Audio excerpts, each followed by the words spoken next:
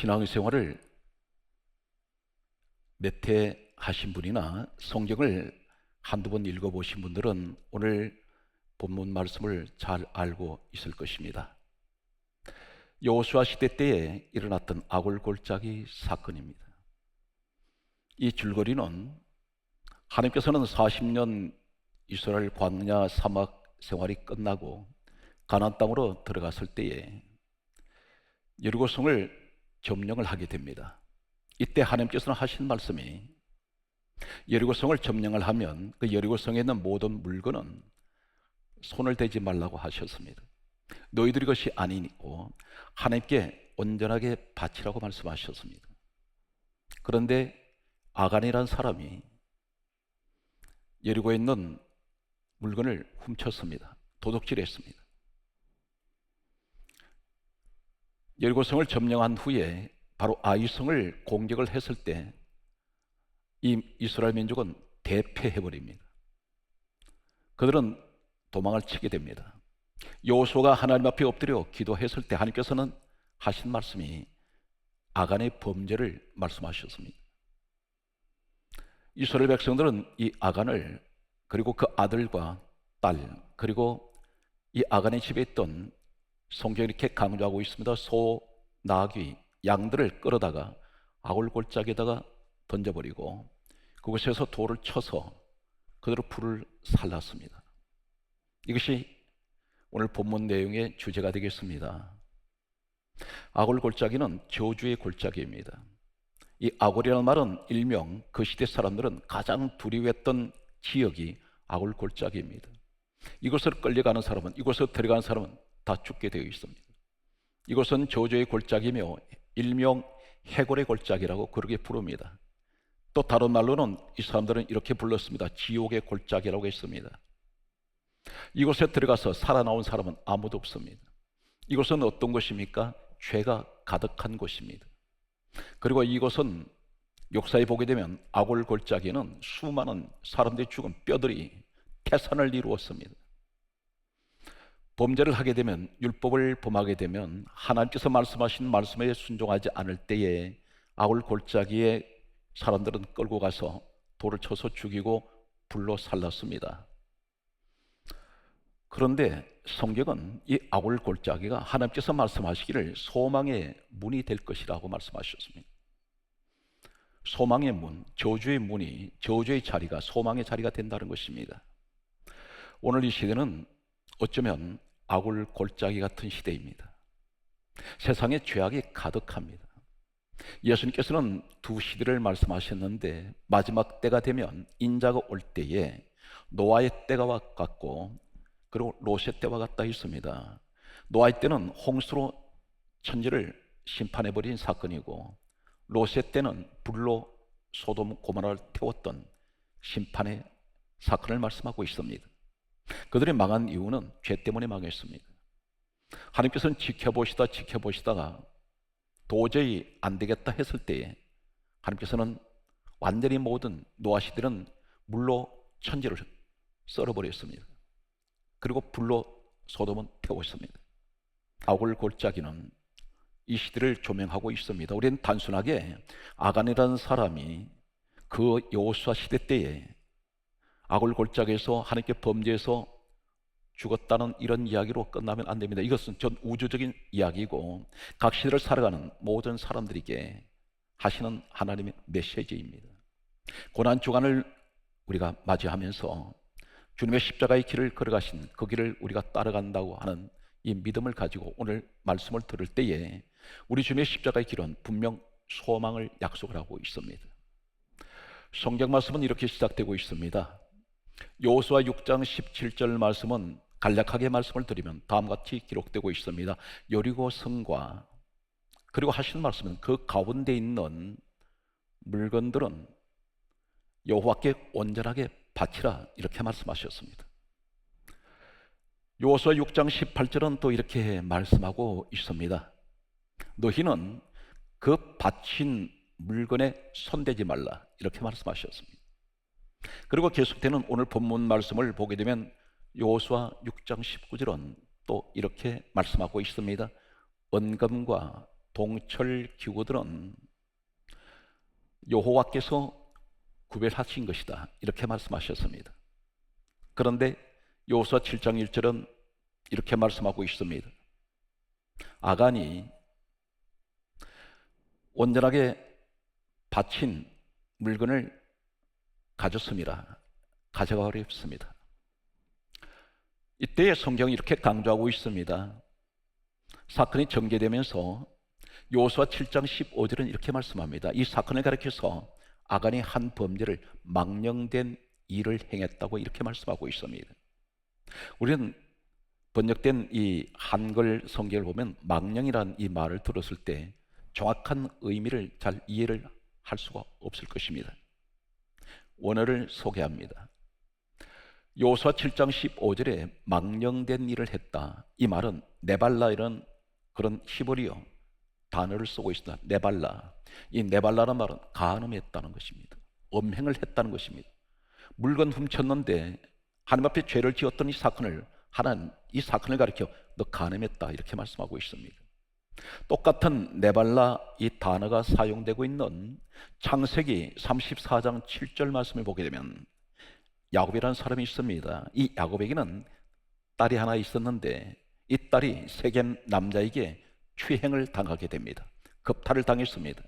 이때 이 사건을 가리켜서 이 간음 사건을 가리켜서 창세기 34장 7절에 보게 되면 부끄러운 일을 행하였다, 이렇게 말씀하고 있는데 부끄러운이라는 이 단어가 네발라입니다. 아간에게 사용하고 있는 이 망령된 이 말과 야곱의 딸이 겁탈을 당했을 때 부끄러운 일을 행했다는 이 부끄러운 이 말이 네발라입니다. 동일한 단어를 사용하고 있습니다. 간음 사건을 말하고 있습니다. 성경 말씀을 보게 되면 계속해서 신명기 22장 21절 말씀을 보게 되면 창개의 행동을 할 때 이것을 악을 행하였습니다. 이 악이란 말이 네발라입니다. 계속 동일한 단어를 사용하는데 공통적인 것은 간음을 말할 때 네발라라는 말을 쓰고 있습니다. 성경 말씀은 계속해서 보게 되면 사무엘하 13장 12절 말씀을 보게 되면 다윗에게 여러 자녀들을 두고 있었습니다. 여러 부인들 가운데서 태어난 자녀들이 있었는데 암논이라는 아들이 있었습니다. 그런데 이 암논은 배다른 다른 어머니에게서 태어난 누이 여동생이 있었는데 이 여동생을 겁탈을 했습니다. 겁탈을 할 때 성경 말씀은 사무엘하 13장 12절을 보게 되면 어리석은 일을 행하였다. 이 어리석다는 이 말이 네발라입니다. 동일하게 계속해서 사용하고 있습니다. 망령, 부끄럽다, 그리고 악을 행하다, 그리고 어리석다, 이 말은 전부 네발라라는 단어를 동일하게 사용을 하고 있습니다. 오늘 이 말씀 속에서 우리는 창세기 3장 6절 말씀을 우리는 참고합니다. 창세기 3장 6절에 보게 되면 하나님께서는 최초의 인류의 사람 아담 하와를 에덴 동산에 지으셨습니다. 그리고 하신 말씀이 선악을 알게 하는 나무의 실과는 먹지 말라, 이렇게 말씀하셨습니다. 그런데 하와가 창세기 3장 6절에 보게 되면 선악과를 보게 됩니다. 그리고 보고 탐스러워서 먹었습니다.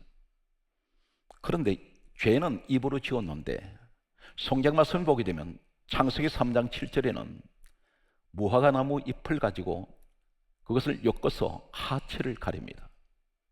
죄는 입으로 지었는데 왜 하체를 가립니까? 이것은 간음했다는 것입니다. 하나님께서는 도둑질할 때 간음입니다. 이 간음을 했을 때 성경 말씀은 이것은 결국 무엇을 말씀하고 있습니까? 죄를 짓는 자는 죄와 간음했다는 것입니다. 그런데 죄가 어디에 있습니까? 요한일서 3장 8절은 이 죄의 정체를 말씀하고 있는데 죄를 짓는 자마다 마귀에게 속하나니, 이렇게 말씀하고 있습니다. 죄가 있는 곳에는 반드시 마귀가 역사한다는 것입니다. 그런데 그렇다면 아담 하와는 창세기 3장 1절에 뱀의 유혹을 받아서 선악과를 먹게 됩니다. 이 뱀을 가리켜서 성경 말씀은 계시록 12장 9절에 옛뱀, 곧 마귀라고도 하고 사단이라고 하는 온 천하를 꿰는 자라고 있습니다. 뱀은 마귀 사단을 영적으로 의미하고 있습니다. 그렇다면 아담 하와는 누구와 간음했습니까? 죄와 짝을 했는데 이것이 마귀와 가늠했다는 것입니다. 동일한 사건은 아간에게도 이 말씀을 하고 있습니다. 간음 사건을 말씀합니다. 그런데 성경 말씀을 보게 되면 창세기 3장 6절에 동일한 또 단어를, 같은 단어를 사용하고 있습니다. 여호수아 7장 21절 말씀을 보게 되면 이 아간이 예리고 성에 있는 금과 신할산 외투를 성경 강조합니다. 보고 탐내어 이렇게 기록하고 있습니다. 보았다 이렇게 말. 이 보고라는 말은 히브리어 원어에는 라아라는 단어를 쓰고 있습니다. 라아. 그런데 에덴 동산에서 하바가 창세기 3장 6절에 선악과를 본적 탐스럽기도 한지라, 이렇게 본적 이 말이, 보았다는 이 말이 라아입니다. 동일하게 아간이 보았다는 것과 하와가 에덴에서 선악과를 보았다는 의미가 똑같다는 것입니다. 같은 단어를 쓰고 있습니다. 그리고 동일하게 여호수아 7장 21절에 보게 되면 이 아간이 여리고성에 있는 물건을 탐을 내었다는, 이 탐이 내었다 이 말은 하마드입니다. 히브리어로 하마드 이 말은 곧 다시 말씀드려서 창세기 3장 6절에 하바가 에덴 동산에서 선악과를 보면서 탐스럽기도 한지라, 탐을 내었다는 이 말이 하마드입니다. 계속해서 아간이 범죄한 이 사건 속에 하와의 범죄한 이 사건이 동일하게 같은 단어들을 사용하고 있다는 사실입니다. 오늘 여기서 중요한 내용은, 오늘 성경 말씀을 보게 되면 골로새서 3장 5절에서 6절은 이렇게 기록하고 있습니다. 탐심은 우상 숭배니라. 이것들로 말미암아 하나님께서 진노하시느니라. 이렇게 말씀하셨습니다. 결국은 아담 하와가 지은 죄, 탐심에서 비롯됩니다. 심자는 마음 심자를 말합니다. 내 마음에 욕심을 갖고 있는 이 욕망, 끌어오르는 이것 때문에 결국은 하마드의 죄를 범하게 됩니다. 아간에게도 동일하게 주어집니다. 이것이 탐심의 죄는 우상 숭배와 같이 하나님께서는 말씀하고 있습니다. 이것은 간음이라는 것입니다. 그런데 오늘 말씀의 내용은 이 아간의 결론이 어디서 결론이 맺어집니까? 여호수아 7장 24절을 보게 되면 이스라엘 백성들이 이 사람을 끌고 아골 골짜기에 가게 됩니다. 그리고 거기서 돌로 쳐서 죽입니다. 여기는 어떤 것입니까? 사람들은 그것을 끌려가기 싫어합니다. 일명 그들은 한때 그 아골 골짜기 가리켜 해골의 골짜기, 죽음의 골짜기, 지옥의 골짜기라고 말했습니다. 이곳은 사망만 있습니다. 소망은 없습니다. 절망만 있습니다. 이곳은 비극입니다. 이곳은 통곡의 소리가 들려오는 곳입니다. 오늘 이 시대가 그대로 조명되고 있습니다. 이 시대는 분명 죄가 만연한 시대입니다. 아골 골짜기에서 살아가는 시대입니다. 사방이 죄투성입니다. 전부 어쩌면 돌에 맞아야 될, 오늘 이 아골 골짜기 시대를 살아가는 우리들에게 놀랍게도 하나님께서는 이 지옥 같은 세상에서 내일은 또 어떤 일이 닥칠지 모르겠습니다.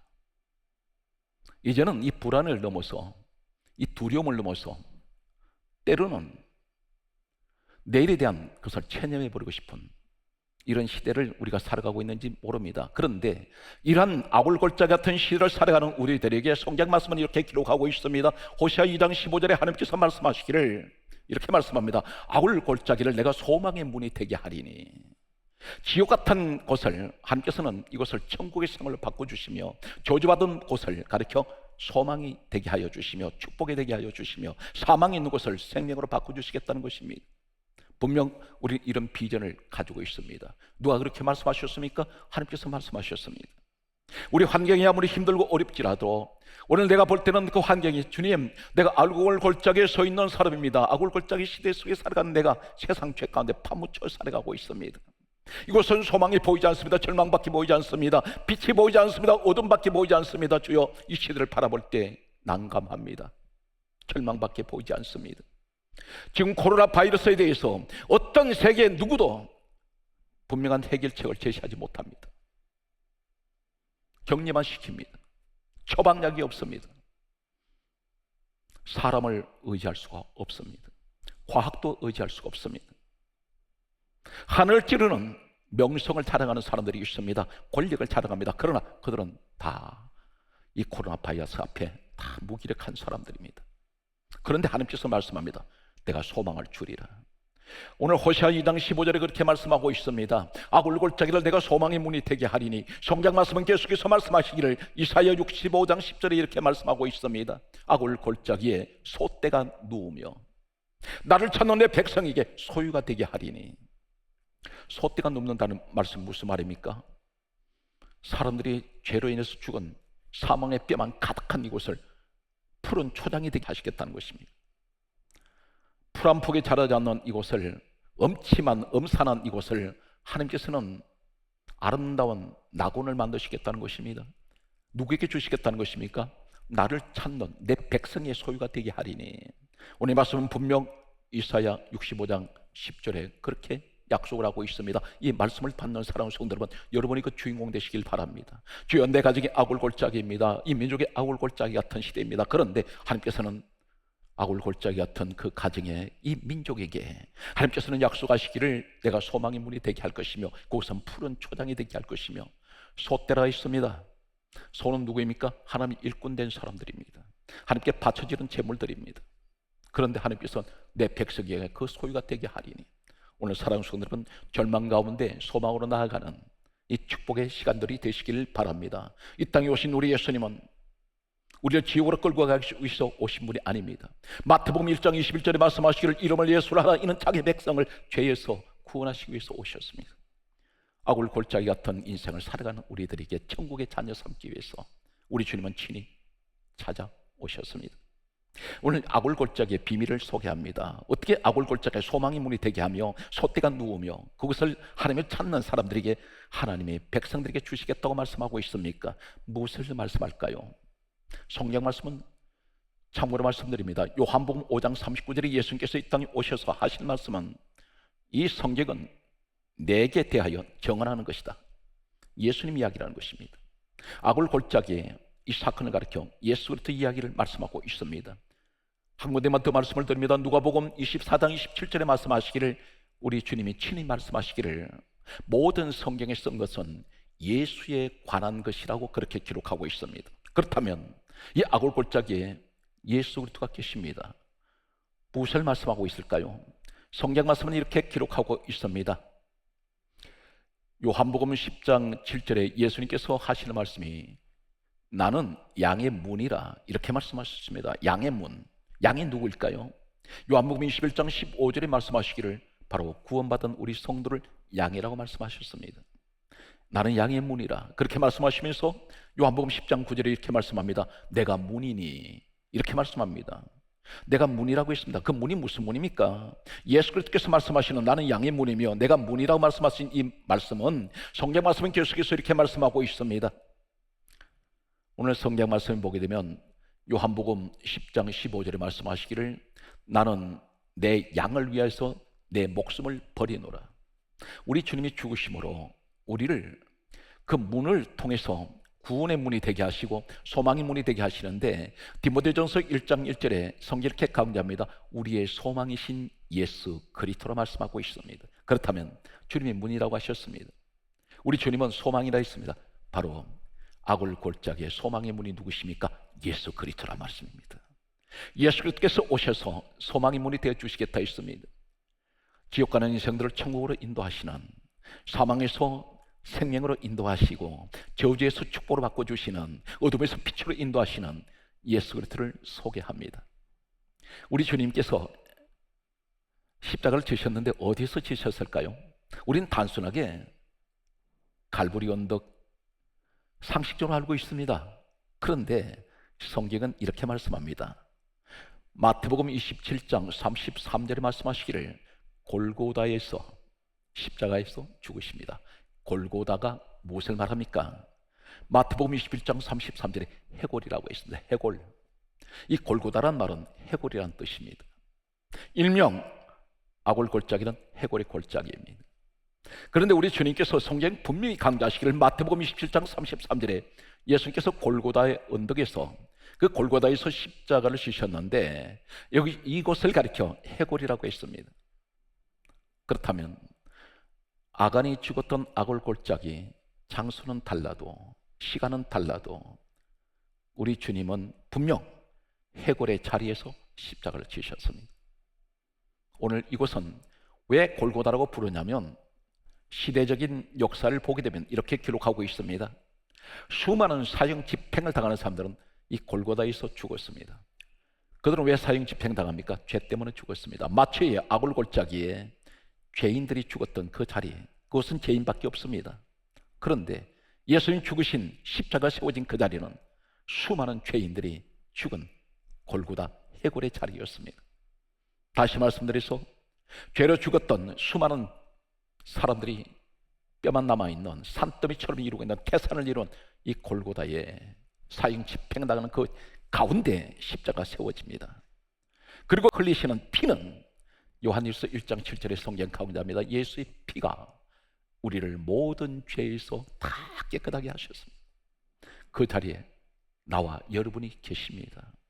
이 아골골짜기 같은 시대 속에 우리 주님은 이 세상에서 아골골짜기 같은 시대에 십자가를 이 지구의 한가운데 세우시고 그분은 죽으셨습니다. 그리고 그분이 흘리신 피는 분명 말씀합니다. 모든 죄에서 깨끗하게 하십니다. 오늘 성경 말씀은 그러므로 이렇게 선언합니다. 로마서 5장 8절은 이렇게 말씀합니다. 예수님께서는 우리 죄를 위해서 죽으셨다고 기록되어 있습니다. 좀 더 구체적으로 말씀드리면 성경이 이렇게 강조하고 있습니다. 고린도후서 5장 14절에서 15절에 말씀하시기를 예수 그리스도께서는 따라서요 우리를 대신하여 죽으셨습니다. 내가 죽어야 될 그 자리에 우리 주님이 대신하여 죽으셨습니다. 아골 골짜기 같은 그런 죄 가운데 죽어가는 그 자리에 우리 주님이 나를 대신해서 대신 죽으시고 나는 살려내셨습니다. 주님 안에 있으면 아골 골짜기 같은 인생이 변해서 어떻게 될까요? 내가 주 안에 있으면 딴 근심이 없습니다. 이 말씀에 관해서 성경이 이렇게 강조합니다. 시편 91편 1절에 이렇게 말씀합니다.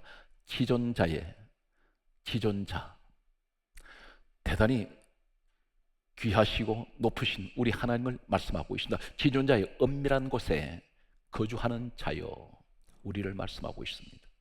그리고 말씀합니다. 전능자의 그늘 아래 있는 그곳에 사는 자여 우리에게 말씀합니다. 지존자가 되시고 전능하신 하나님, 우리는 그 그늘 아래 살고 있습니다. 그런데 우리는 이런 고백을 해야 됩니다. 어떤 고백을 해야 될까요? 시편 91편 2절 말씀은 이렇게 말씀하고 있습니다. 나는 여호와를 향하여 이렇게 말할 것입니다. 어떻게 말합니까? 여호와는 나의 피난처시요 여호와는 나의 요새시요 여호와는 내가 의뢰하시는 나의 하나님이라. 이 고백이 서시기 바랍니다. 하나님만이 나의 피난처가 되십니다. 아무리 코로나 바이러스가 아닌 세상이 개백하는 천재지변이 일어난다 할지라도 내 하나님은 내게 피난처가 되어주시고 그분은 나의 요새가 되어주실 것입니다. 요새란 말은 무슨 말입니까? 어떠한 위험에서도 이 요새 안에 있는 사람은 건드릴 수가 없습니다. 해를 받지 않습니다. 그리고 내가 의리하시는 우리 하나님, 이 고백이 있으시길 바랍니다. 그런데 3절 말씀에 이렇게 말씀하고 있습니다. 그가 너를, 우리에게 지금 말씀하고 있습니다. 그가 너를 새 사냥꾼의 올무에서, 그리고 놀라운 말씀은 코로나 바이러스로 인하여 고통을 받는 지금 이 시간, 이 시대를 향해서 하신 말씀이 이렇게 말씀합니다. 시편 91편 3절에 말씀하시기를 심한 전염병에서 건져내실 것이라. 심한 전염병이라 했습니다. 지금 코로나 바이러스는 심한 전염병입니다. 하나님 분명 우리를 이 심한 전염병에서 우리를 건져내시고 지켜주시고 피난처가 되어주시고 요새가 되어주시고 계십니다. 사랑하는 성도 여러분, 그러므로 주님은 이렇게 우리에게 말씀합니다. 내가 널 위해서 죽었으니, 오늘 성경 말씀하기를 요한복음 16장 33절은 다음 같은 말씀을 하고 있습니다. 이렇게 말씀합니다. 너희가 세상에서 환난을 당하나 담대하라. 내가 세상을 이겼느니라. 우리 주님께서 말씀합니다. 환난의 시대를 분명히 알고 계십니다. 환난을 당하나 이 환난이 어떤 것인지 아십니까? 들립시스. 이 말씀이 무슨 말씀일까요? 요한계시록 1장 7절에서 9절에 보게 되면 환난이란 말씀이 있습니다. 이 환난의 말씀은 들립시스입니다. 이 들립시스가 어떤 것을 말씀하고 있을까요? 맷돌을 연상할 수가 있습니다. 맷돌과 맷돌 사이에, 두 돌 사이에, 맷돌은 곡식을 넣어서 갈아버리는 자리입니다. 이렇게 처절하게 부서져 버리는, 깨지는, 살이 찢겨지는 이런 고통이 환난입니다. 이것이 들립시스입니다. 돌과 돌 사이에 지디겨지는 이런 아픔과 고통 가운데에서 재난의 시대를 살아간다 할지라도 너희가 세상에서 환난을 당하나 염려하지 말고 두려워하지 말라. 내가 세상을 이겼노니라 말씀합니다. 우리 주님께서 이기셨다고 말씀합니다. 우리 대장 되시는 주님이 이기셨습니다. 우린 주님 뒤를 따라갑니다. 우리 주님께서 모든 것을 승리하신 것을 믿습니까? 그렇다면 어떤 환난 중에도 하나님 우리를 지켜내실 것입니다. 그러므로 성경 말씀은 이렇게 강조합니다. 마태복음 18장 20절에 말씀하시기를 내가 세상 끝날까지 너희와 항상 함께 있으리라. 사랑하는 성도 여러분, 항상 하나님은 세상 끝날까지 나와 동행하여 주시고 지켜 주실 것입니다. 사랑하는 성도 여러분, 분명 하루하루 숨을 쉬는 그 순간순간이 고통스러울 때가 있습니다. 답답합니다. 그러나 분명 그 가운데서 우리 주님은 늘 나를 지켜주시고 함께하고 계십니다. 항상 우리는 두려움 가운데서도 늘 주님을 생각함으로 이 두려움을 떨쳐내고 염려가 변하여 기쁨이 될 수 있는 한 주간 되시기를 우리 주 예수 그리스도 이름으로 축복합니다.